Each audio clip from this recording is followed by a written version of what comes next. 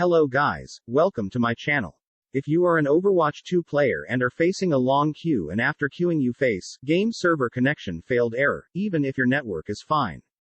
This issue was caused by a large number of players trying to log into Overwatch 2, causing the servers to become overloaded. The best thing I can recommend right now is to try changing to a different region before playing. If you still can't get rid of this problem, play another game and come back when Overwatch 2's servers are stable.